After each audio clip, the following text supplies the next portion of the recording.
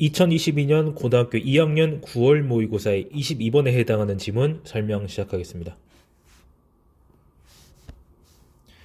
자, most parents. 대부분의 부모는요, 뭐라고 생각하냐면요, 됐죠, 이라고 생각을 하는데, 만약에 our children would just behave. 자, behave라고 하는 말은 그냥 행동하는 게 아니라 잘 행동하다라는 뜻입니다. 원래. 그러니까 우리의 아이들이 제대로 행동한다면 we could stay calm as parent. 부모로서 침착함을 유지할 수 있을 것이라고 생각한다라고 하는 거예요. 그러니까 애들이 알아서 잘 하니까 하면은 우리가 그냥 가만히 잘 있을 수 있을 거야라고 기대하고 생각한다라고 하는 거죠. The truth is that 하지만 진실은 무엇이냐면 됐죠. 얘가 진실이겠죠. 메이제가 own emotions and action. 우리 스스로의 감정과 행동을 이제 조절하는 것이 바로 what allows us라고 해가지고 지금 주격 관계대명사에 해당하는 이제 what이 관계대명사 what이 나오고 있죠. 우리로 하여금 뭐 하는 것이다? To feel peaceful as parents. 부모로서 평화로움을 느끼게 해주는 것이다. allow 목적어 투부정사 형태 나오고 있죠. 자, 우리로 하여금 부모로서 평안함을 느끼게 해주는 것이다. 바로 뭐가요? 우리가 우리 스스로의 감정과 행동을 조절하는 것이라고 하는 거예요. 이것이 바로 이제 주제문에 매우 가까운, 이제 주제에 매우 가까운 문장인데, 결국에 말하는 건 뭐냐면요, 애들이 잘하면은 내가 편할 거야가 아니라, 결국에 우리가 행동하는, 우리가 생각하고, 우리가 느끼는 것이 바로 우리가 평화를 느끼게 해주는 것이라고 하는 거예요. 자, ultimately. 궁극적으로,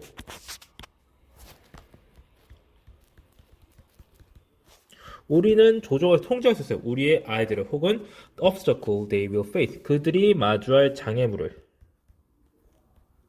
해가지고 목적격 관계대명사 여기 숨어 있죠.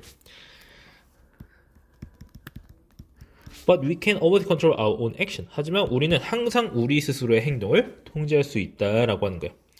parenting. 자, 양육. 부모 일을 하는 것은요, 뭐에 대한 것이 아니다. Our children does. 이제 목적격 관계대명사에 해당하는 이제 의문대명사 내지는 관계대명사가 나오고 있죠. 우리 아이들이 하는 것에 대한 것이 아니라 뭐에 대한 것이냐라고 이제 not but 구조 나오고 있죠. About how we respond. 우리가 어떻게 반응하는지다. 애들이 잘하고 못하고 문제가 아니라 애들이 잘할 때 우리가 어떻게 반응하고 애들이 못할 때 우리가 어떻게 반응하고 그것이 바로 부모의 일을 한다는 것이다. 그것이 양육이라고 말하고 있는 거예요. 자, in fact, 사실 most of what we call parenting 우리가 뭐라고 자, 여기서 what we call parenting이라고 되었을 때 여기서 이 what이라고 하는 이 대명사절 안에 의문사절 안에 지금 목적어 없죠? 그래서 이것도 이제 목적격 관계대명사절이라고 볼 수도 있고요. 그래서 우리가 parenting이라고 우리가 양육이라고 부르는 것의 대부분은요 doesn't take place 발생하지 않습니다. 뭐와 뭐 사이에서? parent and child. 자, 부모와 아이 사이에서 발생하는 것이 아니라 뭐 어디에서 발생한다? within the parent. 부모 안에서 발생한다라고 하는 거죠. 여기서 마찬가지로 not but 구조가 쓰이고 있네요. 자, when a storm brews. 부르라고 말 이제 뭐 이제 일어나려 하다. 폭풍이 일어나려고 할 때 부모의 반응이 will either commit 그것을 진정시키거나 혹은 유발하겠다. full scale 아주 최고 강도의 쓰나미를 그래가지고 A 혹은 B라는 표현이죠. either A or B가 그러니까 어떤 이제 이 스톰 그러니까 여기 스톰이라고 말하는 것은 결국 이제 아이의 행동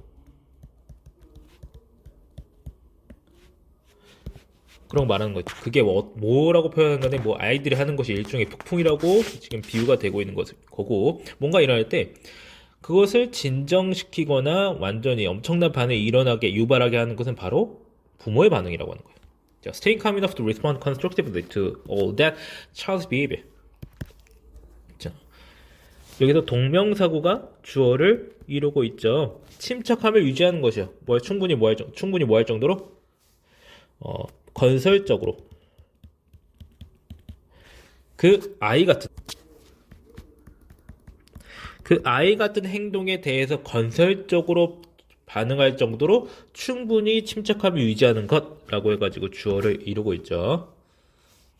그래서 enough to 부정사 구조 나오고 있죠.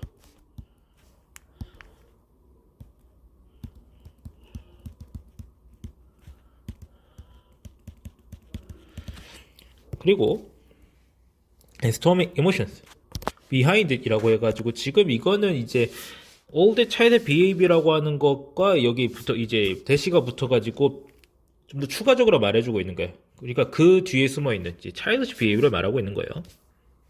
그 뒤에 있는 어떤 폭풍과 같은 감정에 대해서 건설적으로 반응할 정도로 충분히 침착함을 유지하는 것은 요구합니다. 대절 이해라고 요구합니다. 우리도 성장할 것을 요구합니다.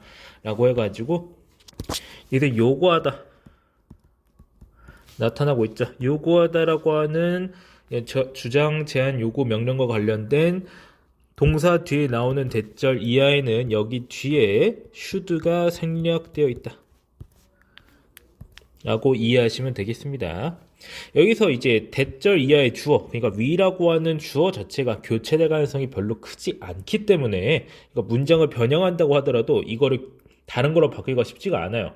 혹은 문법적인 오류를 발생시키기가 쉽지가 않습니다. 그렇기 때문에 이제 엄청나게 중요한 부분은 아니겠지만 여기 should가 생략되어서 여기 동사 원형이 와야 된다 라는 거는 알아두시면 좋습니다. 이걸로 문법 문제가 나오기 정말 쉽지 않아요. 엄청난 억지를 써서 만들 수는 있지만 뭐 학교 내신이라는 게 엄청난 억지인 경우가 많기 때문에 알아두시면 좋겠고요. 자, 그 다음 8번 문장은 표현이 조금 특이합니다. if we can 좀 우리가 뭐 할 수 있다면 어떤 때를 쓸 수 있다면 어떤 때야? 지금 관계부사 when 나오면서 어떤 때인지 말해주고 있어요. Our buttons get pushed to reflect. 그러니까 우리가 성찰하는 어떤 버튼이 눌릴 때를 사용할 수 있을 때 그냥 단순히 반응하는 것이 아니라 그냥 단순히 반응 말고 리플렉트 할 수 있을 때 이제 we can notice 우리는 알아챌 수 있어요. 언제 우리가 평정을 읽고 그리고 평정을 읽는지를 알 수가 있고요. when하고 equilibrium까지 하고 끝납니다. 그 다음에 steer ourselves라고 해가지고 지금 notice랑 steer가 병렬적으로 연결되는 겁니다. 그거 알아두셔야 돼요. 아닌 거라면 해석이 망가집니다. 우리를 뭐 조종하다, 이끌다, 누구를요? 우리 스스로를요. 라고 해가지고 여기 재개대명사 쓰고 있죠. back on track. 다시 트랙 위로 올려놓은 정상 궤도로 우리 스스로를 이끌을 수 있다라고 하는 거예요. 그래서 이제 if부터 지금 reflect, not just react까지 해당하는 이 부분의 표현은 결국 뭐냐면요. 갑자기 왜 버튼 누르고 자빠졌는지 모르겠는데, 자, 우리가 단순히 반응하지 않고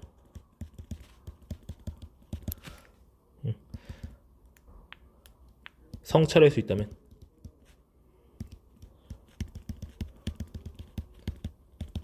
이런 의미로 말한 거니까 헷갈리지 마세요.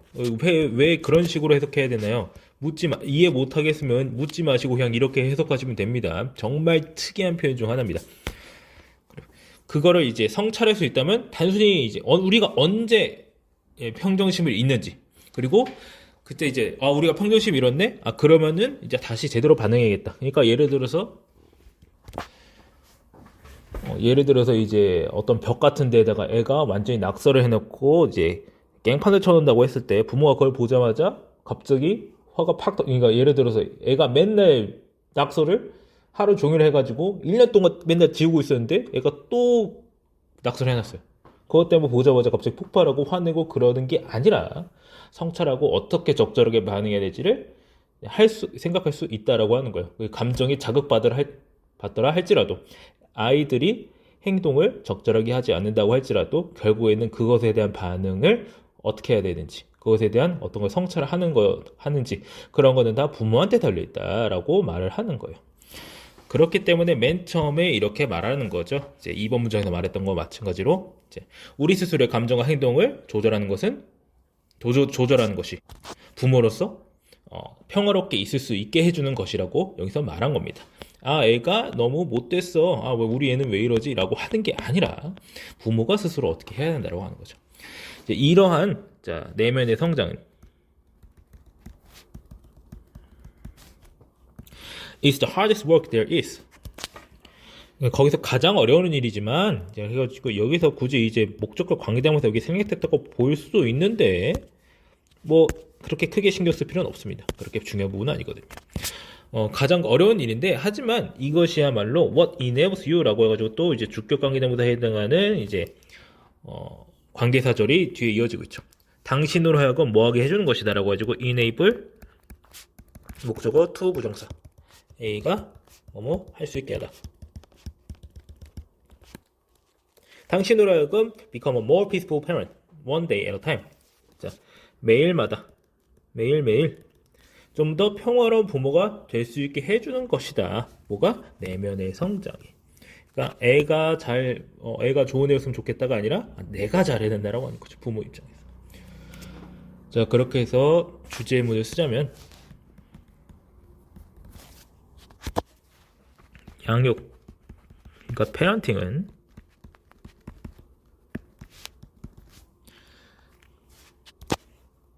아이가 어떻게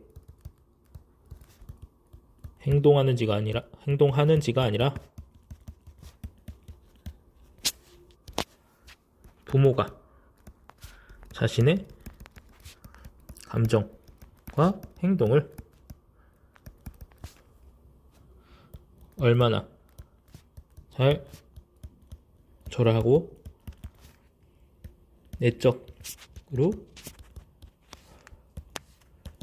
성장하는지에 달려있다.